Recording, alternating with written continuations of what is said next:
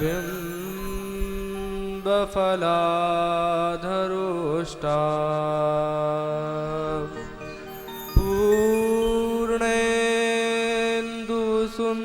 पूर्णेन्दुसुन्दरमुखा अरविन्दनेत्रा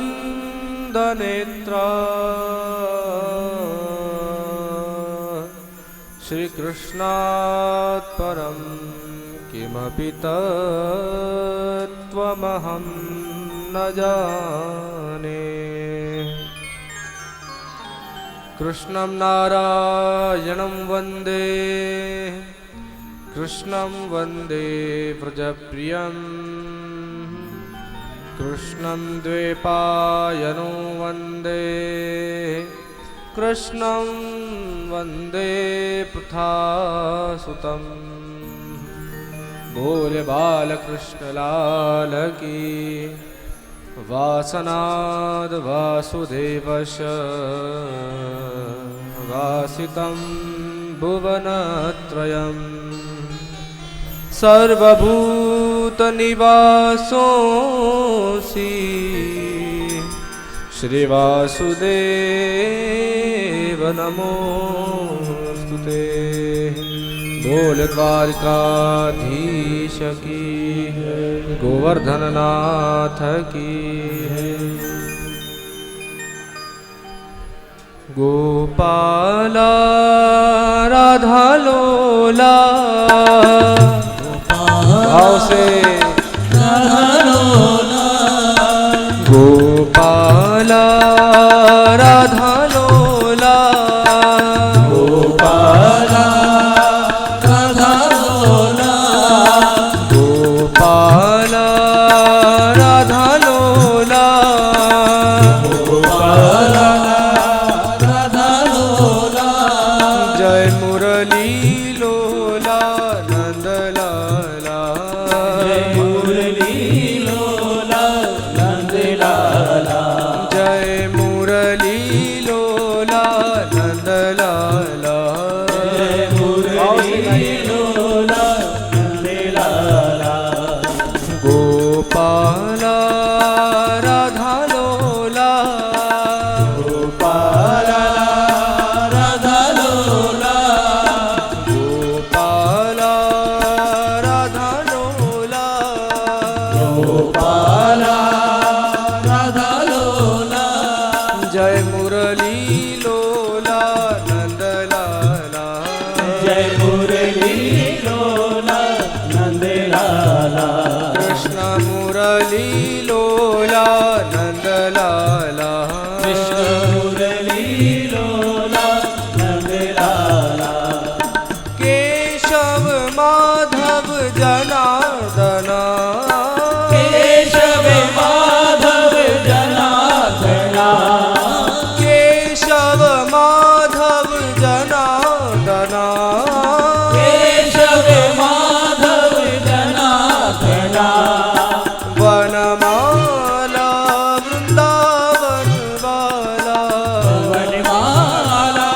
वृंदावन वाला वनमाला वृंदावन वाला वनमाला वृंदावन वाला जय मुरली लोला नंद लाला जय मुरली लोला नंद लाला कृष्ण मुरली लोला नंद लाला कृष्ण मुरली लोला नंद लाला गोपाला राधा लोला गोपाला राधा लोला गोपाला राधा लोला गोपाला राधा लोला जय मुरली लोला नंद लाला जय मुरली लोला नंद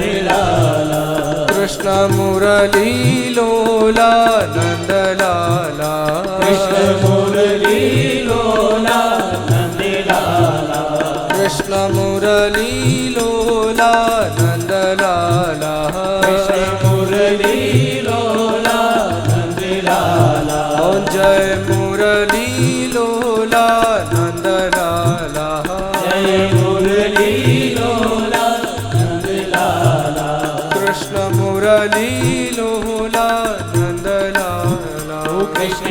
मुरली लोला नंद लाला।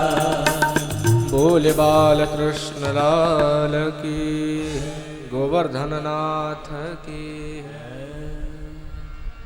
पधारे हुए सभी वैष्णवों को सादर जय श्री कृष्ण। यहाँ विराजित सब संत, आदरणीय पूजनीय स्वामी जी महाराज, सभी के चरणों में प्रणाम करता हुआ व्यासपीठ की भागवत धारा को मैं आगे प्रवाहित करूं। कल की कथा जहां विराम हुई, नारद जी के जीवन में सद्गुरु आए तो दिशा बदली, और सद्गुरु नहीं आते तो दासी पुत्र थे, दासी पुत्र ही बन के रह जाते। सद्गुरु वो हैं जो दासी पुत्र को भी इस स्थिति में पहुंचा देते हैं कि चाहे वैकुंठ हो, चाहे शिवलोक हो, चाहे राक्षसों का कोई नगर हो, कहीं भी जा सकें। ऐसी सिद्धि सद्गुरु के माध्यम से मिल जाती है। विश्वास होना चाहिए, विश्वास मुख्य है। विश्वास बिना, अगर विश्वास, देखो कोई अध्यापक पढ़ाने आए और बच्चों को अध्यापक पर विश्वास ना हो तो भले अध्यापक कितना भी अच्छा पढ़ाए, बच्चे नहीं पढ़ सकते। अगर बच्चे के मन में एक बार ये आ गया कि अरे ये क्या पढ़ाएंगे, फिर भले वो कैसा भी पढ़ाए उसको समझ में नहीं आएगा। पर अगर ये विश्वास हो गया कि नहीं ये मुझे पढ़ाएंगे और मुझे ज्ञान देंगे, तो फिर वह वास्तविकता में सफल होता है। नारद जी ने सिर्फ सुना नहीं, उतारा। भगवत नाम जो दिया गया नारद जी को, वो उन्होंने जीवन में उतारा। और नारद जी कहते हैं, व्यास जी मैंने उस नाम के प्रभाव से ही आज इस धाम को प्राप्त किया है। मैं दासी पुत्र से ऋषि बन गया और एक दिन में गोलोक धाम गया। और गोलोक धाम जब मैं गया तो वहाँ रासलीला चल रही थी, और रासलीला को देख करके मैं वहीं आनंदित होने लगा। तब भगवान कृष्ण ने मुझे ये वीणा दी है। इसी से मुझे भगवत नाम गुंजायमान करना होता है। भगवान ने कहा था कि जब भी तू मुझे याद करता रहेगा तो मुझे कभी नहीं भूलेगा, और भगवान कृष्ण ने ही मुझे ये वीणा दी है। इसी को बजा करके मैं ठाकुर के नाम का गुणगान करता हूँ। व्यास जी तुम श्रीमद् भागवत लिखो। मैंने मेरे पिता ब्रह्मा जी से इसको सुना। ब्रह्मा जी को भगवान विष्णु ने सुनाया, तो एक धारा चली आ रही है। भगवान विष्णु ने ब्रह्मा को सुनाया, ब्रह्मा ने नारद जी को सुनाया, नारद जी ने व्यास जी को सुनाया, और व्यास जी ने सुखदेव जी को सुनाया। ये एक धारा है। हाँ? फिर बड़े बड़े संतों के मुखारविंद से कलयुगी सब जीव तृप्त होते आ रहे हैं, और वही धारा आज बहती हुई सूरत में इस प्रेम प्रकाश आश्रम में आई है महाराज। तो व्यास जी को आज्ञा हो गई नारद जी की, नारद जी गुरु बने। मैंने कल बताया था नारद जी के 4 शिष्य हैं, 2 बालक हैं और 2 बूढ़े हैं। तो ये बूढ़े शिष्यों में से हैं। तो नारद जी ने कहा कि भगवान के गुण यश का वर्णन करो। तो व्यास जी महाराज बैठे हैं, और जो सुबह उनको धुंधली लग रही थी वही सुबह गुरु के प्रकाश के बाद स्वच्छ लगने लगी। ब्रह्म नद्याम सरस्वत्याम आश्रमे पश्चिमे तटे सम्याप्रास इति प्रोक्तः ऋषीणाम सत्रवर्धनः। सम्याप्रास आश्रम है, सरस्वती का किनारा है, और पश्चिम तट पर यह सम्याप्रास बद्रिका क्षेत्र में, वहाँ व्यास जी महाराज बैठे। जो सुबह उनको धुंधली लगी गुरु के प्रकाश के बाद वो बिल्कुल स्वच्छ हो गई। हाथ में कलम लिया और लिखना प्रारंभ किया। जन्मान दश्य तोन्वयादितरत प्रारंभ किया, और लिखते लिखते इतने आलाहित हो गए, इतने गदगद हो गए कि 18,000 श्लोक लिख दिए। 18,000 श्लोक। अब जब सब श्लोक लिख दिए गए, सब लिख दिए गए, तो लिखने के बाद उनके मन में ये चिंता हुई कि मैंने लिख तो दिए, पर इनका प्रचार कौन करेगा। हाँ, कोई पिता हो, करोड़ों रुपए कमा ले और फिर वो कुछ क्षण बैठ करके ये चिंतन करे कि इन पैसों को खर्च कौन करेगा, मैं किसके लिए कमा रहा हूँ। एक सामान्य जीव की ये सोच होती है कि ये मैं पैसे तो कमा रहा हूँ, अब पर किसके लिए। ऐसे ही व्यास जी ने ये सोचा कि मैंने इतना बड़ा श्रीमद् भागवत का ग्रंथ लिखा, इसका प्रचार कौन करेगा। क्योंकि सुखदेव जी महाराज तो यम प्रवर्जन्तमनुपेतमपेत कृत्यम द्वेपायनो विरह कातर आजुहाव। जिनको सीखने को कुछ शेष ना बचा हो। सुखदेव जी महाराज 12 साल के हुए हैं, पहले गर्भ में ही थे। द्वारकाधीश स्वयं आए कि बाहर आ, तुझे माया कभी नहीं व्यापेगी। तब तो सुखदेव जी बाहर आए और आते ही पहले उस नाल को लेकर के और जंगल दिशा में चले गए। पीछे से सुखदेव व्यास जी महाराज कहते हैं रुक रुक रुक, पर वो रुकते हैं महाराज। बाल संत 12 वर्ष की उम्र में ही जंगल को चले गए। अब बेटा तो जंगल में चला गया, इस शास्त्र का इसको कौन फैलाएगा, कौन प्रसारित करेगा। तो महाराज व्यास जी ने निश्चय किया कि मैं मेरे शिष्यों को ये भागवत पढ़ाऊंगा। पढ़ाना शुरू किया। तो एक दिन शिष्य लकड़ी काटने के लिए जंगल में गए। जंगल में गए तो 2 शिष्य थे, तो वो गुनगुना रहे थे, बर्हा पीड़म नटवरम वपुः कर्णयो कर्णिकारम बिभ्रदवास कनक कपिशम वैजयंतीं च मालाम रंध्राणवेणुरधर सुधया पूरयन् गोपवृन्दैः वृंदारण्यं स्वपदरमणं प्राविशद गीत कीर्ति। क्या बोला, क्या मंदाक्रांता छंद। मंदाक्रांता मतलब लिखते लिखते कलम मंद हो जाए, धीमी हो जाए। मंदाक्रांता छंद में श्लोक लिखा। बरहा पीड़म नटवरम बपुः, बरह मोर पंख, मुकुट लगाया, तो मोर मुकुट लगा हुआ है भगवान कृष्ण। ऐसी छवि का वर्णन कर रहे हैं। मोर पंख लगा है, कनक कपिशम, कानों में फूल हैं। तो संत कहते हैं कि 2 फूल हैं, दोनों तरफ लगे हुए हैं, पर नहीं, एक फूल है। कभी इधर लगा लेते हैं, कभी इधर लगा लेते हैं। कर्णयो कर्णिकारम, ऐसा वर्णन कर। और जब ये सुना व्यास जी ने, सुखदेव जी ने, ओहो, ये तो ठाकुर की लीला का गुणगान है।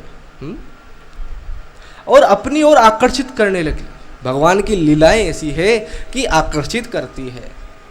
पर सुखदेव जी के मन में ये आया कि मैं निर्गुण भाव को छोड़ करके सगुण में आ जाऊंगा, तो भगवान को तो माखन मिश्री चाहिए, 56 भोग चाहिए, मैं कहाँ से लाऊंगा।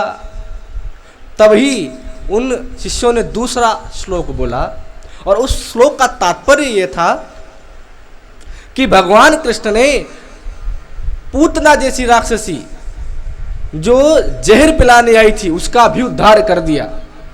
तो जब सुखदेव जी ने यह सुना कि पूतना जैसी राक्षसी का भी भगवान उद्धार कर देते हैं, तो मैं तो उनका भक्त हूँ। और ये सुनकर के सुखदेव जी महाराज उन शिष्यों के पास आए और कहने लगे कि ये कहाँ से सीखा। तो सुखदेव जी को वो शिष्य कहते हैं कि हमारे गुरु से सीखा है। और सुखदेव जी की ऐसी इच्छा हुई कि मैं आपके गुरु से मिलूं। और उन शिष्यों के साथ सुखदेव जी गए और जैसे ही उस आश्रम में गए सम्याप्रास में, वहाँ अपने पिता को देखा और पिता ने जब बेटे को देखा और बेटे ने जब पिता को देखा तो आपस में गले लगने लगे और सुखदेव जी चरणों में गिर गए कि ऐसा सुंदर पुराण आपने लिखा, इसका पान मुझे करवाइए। जो बेटा 12 वर्ष की उम्र में छोड़ करके चला गया था, श्रीमद् भागवत के सिर्फ 2 श्लोक में वो वापस अपने घर को आ गया। ये श्रीमद् भागवत का प्रभाव है। और सुखदेव जी ने पूरी तन्मयता से भगवान का गुणगान किया और कथा को श्रवण किया और उस श्रवण को लेकर के और अब सुखदेव जी महाराज कथा के प्रचार के लिए निकले हैं और गलियों में ये कहते जा रहे हैं, मधुर मधुर नाम सीताराम सीताराम, मधुर मधुर नाम सीताराम सीताराम, मधुर मधुर नाम सीताराम सीताराम,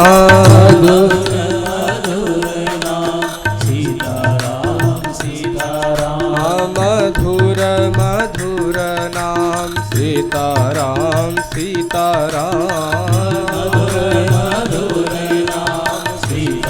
ताली के साथ गाएं, सीताराम सीताराम सीताराम सीताराम, सीताराम सीताराम सीताराम सीताराम, सीताराम सीताराम सीताराम सीताराम, सीताराम सीताराम सीताराम सीताराम, मधुर मधुर नाम सीताराम सीताराम, मधुर मधुर नाम सीताराम सीताराम, मधुर मधुर नाम सीताराम सीताराम, मधुर मधुर नाम सीताराम सीताराम, सीताराम सीताराम सीताराम सीताराम, सीताराम सीताराम, भाव से गाएं ताली के सीताराम, सीताराम सीताराम सीताराम सीताराम, सीताराम सीताराम सीताराम सीताराम, मधुर मधुर नाम सीताराम सीताराम, मधुर मधुर नाम सीताराम सीताराम, मधुर मधुर नाम सीताराम सीताराम, मधुर मधुर नाम सीताराम सीताराम, मधुर मधुर नाम सीताराम सीताराम, मधुर मधुर नाम सीताराम सीताराम, सीताराम सीताराम सीताराम सीताराम, सीताराम सीताराम सीताराम सीताराम, सीताराम सीताराम सीताराम सीताराम, सीताराम सीताराम, भाव से सीताराम सीताराम, मधुर मधुर नाम सीताराम सीताराम, मधुर मधुर नाम सीताराम सीताराम, मधुर मधुर नाम सीताराम सीताराम, मधुर मधुर नाम सीताराम सीताराम, ओ मधुर मधुर नाम सीताराम सीताराम, मधुर मधुर नाम सीताराम सीताराम, मधुर मधुर नाम सीताराम सीताराम, मधुर मधुर नाम सीताराम सीताराम। बोल रामचंद्र भगवान की द्वारकाधीश की जय। यहाँ से व्यास जी ने कथा को महाभारत की ओर मोड़ा। यहाँ अश्वत्थामा ने द्रौपदी के 5 पुत्रों को मारा। जब किसी की मृत्यु निकट आ जाए तो मति भ्रष्ट हो जाती है अथवा तो कम हो जाती है। नहीं तो भगवान कृष्ण उसी रात को पांडव पुत्रों के पास आए थे, द्रौपदी के पुत्रों के पास, कि चलो तुम्हें आज मैं गंगा किनारे लिए चलता हूँ। तो वो माने नहीं कि नहीं नहीं हम तो यहीं सोएंगे। और फिर भगवान पांडवों को ले गए और वो द्रौपदी पुत्र वहीं सोए। और अश्वत्थामा ने उल्लू से सीख लिया था, रात में मारा, उल्लू को गुरु बनाया और द्रौपदी के 5 पुत्रों को मार दिया। जब मार दिया तो सुबह हाहाकार होने लगा, क्या हुआ क्या हुआ, इतना शोर कैसा। तब द्रौपदी कुंती सब फूट फूट के रो रहे थे कि क्या ये इतना अधम कार्य किसने, अश्वत्थामा ने ये कार्य किया है। तो अर्जुन ने गांडी उठाया और ये प्रतिज्ञा ली, या तो मैं उसको मारूंगा या मैं स्वयं मर जाऊंगा। देखो यहां द्रौपदी ने इस वक्त भगवान कृष्ण को याद नहीं किया था, तो भगवान भी नहीं आए। जब उनको स्वामी जी जब गए थे तो बता रहे थे कि जब तक परमात्मा को पुकारोगे नहीं, परमात्मा आएंगे नहीं, ये सत्य है। द्रौपदी ने याद नहीं किया था, वो तो भगवान का अलाहद प्रेम उनके ऊपर था, इसीलिए भगवान कृष्ण वहां आ गए। हाँ? अर्जुन को लेकर के भगवान कृष्ण चले हैं, अश्वत्थामा आगे आगे और अर्जुन पीछे पीछे। अश्वत्थामा ने सोच लिया कि जब साक्षात नारायण पीछे हों तो हमें कोई नहीं बचा सकता। उसने समर्पण कर दिया। उसको पकड़ करके अर्जुन द्रौपदी के पास ले आया और कहता है मैं अभी इसको मार देता हूं। तब द्रौपदी बोली कि इसको मारो नहीं। तो सब शोर करने लगे कि ये द्रौपदी मार दिया फिर भी इनको छोड़ दो, इतना बड़ा आश्चर्य। अरे कोई आदमी हमारी 100-500 रुपए की चीज भी तोड़ देता है ना, तो हम क्या कहते हैं, दंड दो इसे। हाँ? और उसके 5 बेटे मर गए फिर भी वो कहती है छोड़ दो इसे।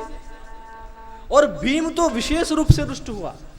भीम को तो बहुत क्रोध आ रहा था कि नहीं इसको तो जान से ही मारना चाहिए।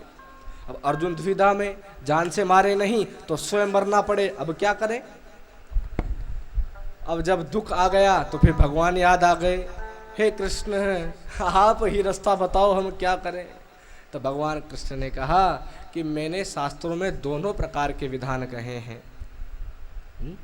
आताताई लोगों को तो मारना ही चाहिए, पर कोई ब्राह्मण हो, शिक्षक हो, ब्राह्मण मतलब शिक्षक हो, तो उसको जान से ना मारे, उसका मुंडन कर दें और उसका अपयश अपमान कर दें और उसको उस नगर से बाहर निकाल दें। ये उस ब्राह्मण की मृत्यु ही है।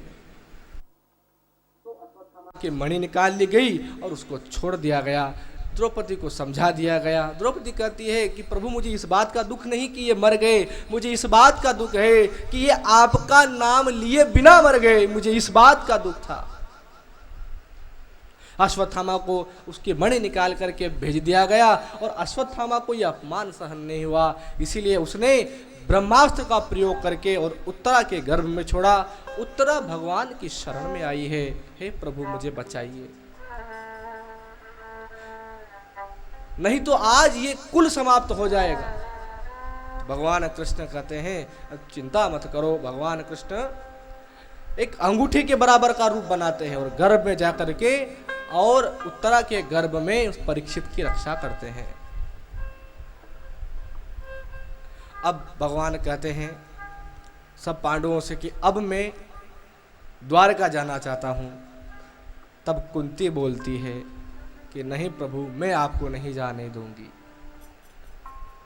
तो भगवान कृष्ण बोले कि आप आज हमारे आगे हाथ जोड़कर खड़े हैं, आप मेरी बुआ हैं। तब कुंती कहती है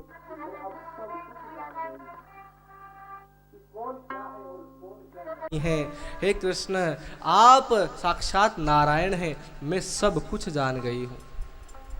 कुंती कहती है कृष्णाय वासुदेवाय देवकी नंदनाय च नंद गोप कुमाराय गोविंदाय नमो नमः।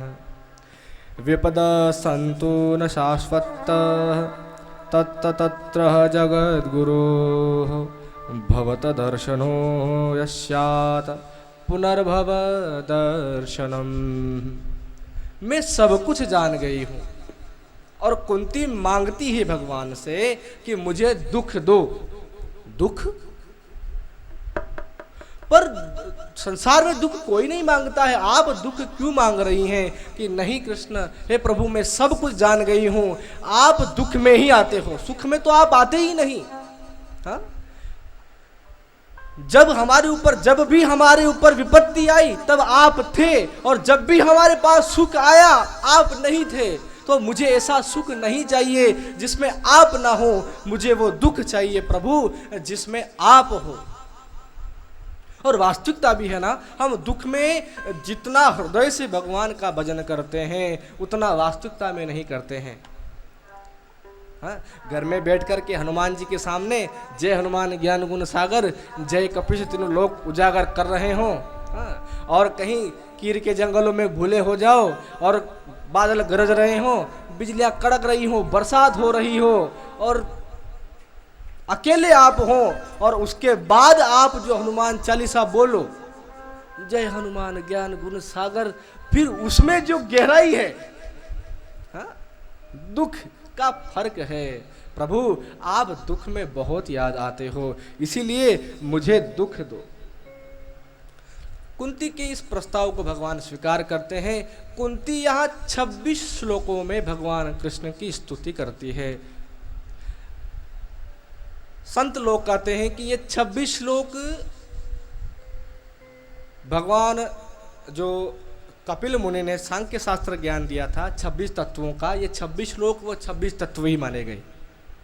इसके बाद भगवान ने प्रस्ताव स्वीकार किया और उतर करके वापस महल में आ गए। तो महल में चर्चा हो गई, अरे भगवान मेरे लिए उतरे हैं। भगवान की बहन तो कहने लगी सुभद्रा, भगवान मेरे भाई है ना इसीलिए उतरे हैं। अर्जुन कहने लगा, अरे मेरे सखा हैं इसीलिए उतरे हैं। कुंती कहने लगी, नहीं मेरी विनती से उतरे हैं।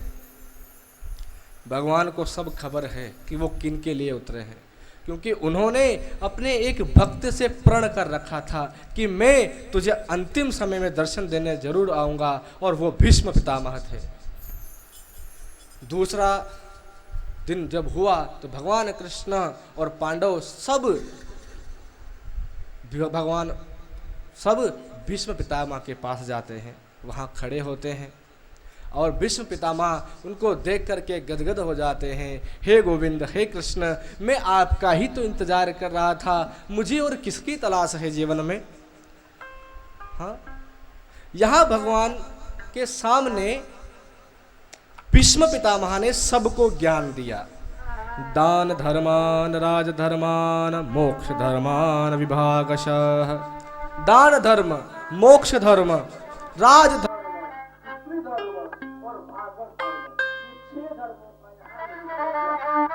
धर्मों के बारे में बताया। और द्रौपदी को तो ये बताया कि द्रौपदी जब हंस रही थी, जब ज्ञान दिया जा रहा था, तो द्रौपदी ने से पूछा भीष्म पितामह ने कि तुम क्यों हंस रहे हो? तब द्रौपदी बोली कि अभी तो आप ज्ञान दे रहे हो, और उस समय क्या हुआ था जब मेरा चीरहरण हो रहा था और आप वहाँ बैठे थे। तब भीष्म पितामह ने कहा, बेटी उस समय मैंने दुर्योधन का अन्न खाया था, और जैसा खाए अन्न वैसा हो मन। पाक शुद्धता बहुत जरूरी होती है। हमें शुद्ध भोजन करना चाहिए, और शुद्ध मन से भोजन स्वीकार करना, शुद्ध मन से ही भोजन बनाना भी चाहिए। एक बार गौरांक महाप्रभु का आपने सुना होगा, बहुत सच्चे भगवान के भक्त हुए हैं। गौरांक महाप्रभु एक बार राधा कुंड में स्नान कर रहे थे। तो स्नान करते करते, अब भक्तों की तो अपनी एक मौज होती है, स्नान करते करते और कुंड में ही डूबने लगे।